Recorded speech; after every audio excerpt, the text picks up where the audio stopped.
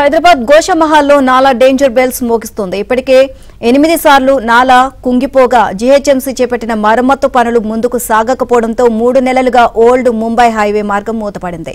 బల్దియా అధికారుల పర్యవేక్షణ లేకపోవడం, కాంట్రాక్ట్ నిర్లక్ష్యంతో ఇబ్బందులు పడుతున్నామని స్థానికులు వాపోతున్నారు. దీనిపై మరింత సమాచారాన్ని మా ప్రతినిధి నుమాన్ అందిస్తారు. గోషామహల్ నాలా ఈ పేరు చెప్తే చాలు ఇక్కడ ఉన్నటువంటి స్థానికుల్లో వణుకు పుడుతుంది. ఎందుకంటే ఒకటి కాదు రెండు కాదు దాదాపు 7-8 సార్లు ఈ నాలా వరుసగా కుంగినటువంటి సంఘటన ఇక్కడ చోటు చేసుకుంది. దాదాపు 3 నెలలు అవుతున్న ఈ నాలా పనుల్లో మాత్రం ఎలాంటి పురోగతి కనిపించట్లేదని ఇక్కడ ఉన్నటువంటి స్థానికులు ఆందోళన వ్యక్తం చేస్తున్నటువంటి సిచ్యువేషన్ ఉంది. సో ప్రస్తుతం నేను గోషామహల్ నాలా దగ్గరే ఉన్నాను. సో ఈ నాలా దగ్గర పనులు ఎలా జరుగుతున్నాయి ఏంటి అనేది కూడా ఒకసారి మనం చూసే ప్రయత్నం చేద్దాము. సో ప్రస్తుతం మనం చూడొచ్చు, ఏదైతే వరుసగా 7-8 సార్లు ఈ నాలా కుంగినటువంటి సంఘటన చోటు చేసుకుందని చెప్పొచ్చు. గడిచిన 2-3 ఏళ్లుగా గోషామహల్ నాలా, చాక్నివాడే నాలా అంటే మాత్రము ఇక్కడ ఒక ప్రమాదాలకు కేర్ ఆఫ్ అడ్రస్ అనేది చెప్పొచ్చు.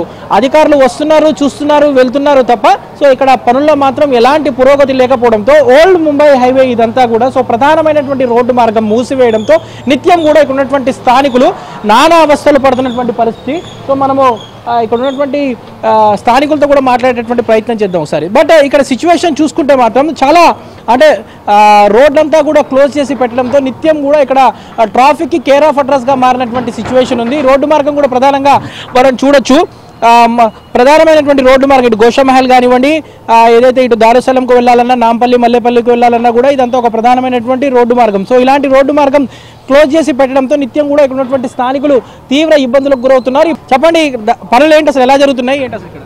మీరు చూస్తున్నారండి పనులు ఇక్కడ 3 months అవుతుంది. పని అంటే ఎంత వేస్ట్ వరస్ట్ అంటే ఆ కాంటాక్ట్ అంత వేస్ట్. కరెక్ట్ పై అధికారులకు చెప్తే మీరు ఏఈడీకి చెప్పండి అండి, నాకెందుకు చెప్తారు, ఇక్కడ బిజీ ఉన్నామంటారు. మేయర్కి చెప్తే అరే నేను బిజీ ఉంటా అండి, నాకు మీ సీఎం పనులు ఉంటే అన్నీ నేను ఎక్కడ చేయాలంటారు. ఒక్క అధికారి వచ్చి చూసిపోతాడండి, అప్పుడు వచ్చి పోయారంటే మళ్ళీ ఇప్పటికి ఎవరు అధికారులు రాలేదు ఇక్కడికి. పని చూడండి ఇక్కడ ఎంత స్థానికులు ఎంత ఇబ్బంది పడతారు. రోజు ఇక్కడ ఇంత బిజినెస్ మ్యాన్లు అంతా ఇప్పుడు చాలా తీవ్రంగా ఇబ్బంది పడతారు, పని జరగట్లేదు. గత 3 నెలల నుంచి ఈ బ్రిడ్జు పనులు ఆగిపోయడం జరిగింది. కాబట్టి ఆ రోజు ఉటావుటిన రాతోరాత వచ్చినప్పుడు మరి మా విజయలక్ష్మి మేయర్ గారు మరి ఏ విధంగా ఆ రోజు ఏ రోజైతే రేసింగ్ గుర్రంలాగా మా మీద కురుకొచ్చినట్టు కాదమ్మా, మరి ఇవాళ మీరు 3 నెలల పరిధిలో ఈ వర్క్ జరగకపోతే ఇక్కడ స్థానికులు ఎంత ఇబ్బందిగా పడుతున్నారు. ఇక్కడ కాలేజీలు ఉన్నాయి, స్కూల్స్ ఉన్నాయి, అంబులెన్సులు, ఈ మాటికి అంబులెన్స్లు 2-3 కూడా సజీవంగా అందులోనే చనిపోవడం జరిగిపోయింది. కావున ఎందుకంటే రోడ్డు లేనందువలన అంబులెన్స్ మళ్ళీ రివర్స్ వెళ్ళడంతో మధ్య దారిలోనే వాళ్ళు కూడా ప్రాణాలు కోల్పోయడం జరిగింది.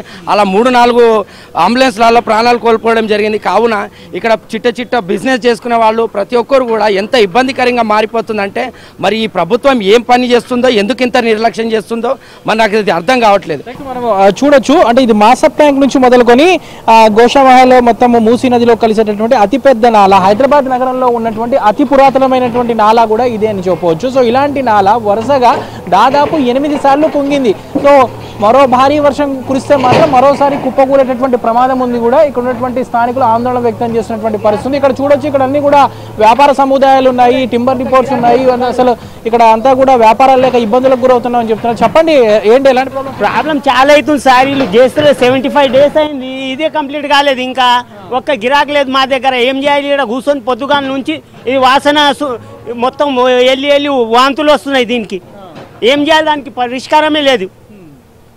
అదే మళ్ళీ పోతుంది, మళ్ళీ కూలిపోతుంది మొత్తం, అది ఉండదు. అది ఎవరికి చెప్పాలి? చెప్తే ఎవరు ఇంటలేరు. జర్నలిస్ట్ శ్యామ్తో నుమాన్, ఆంధ్రజ్యోతి, జోషమ్మ.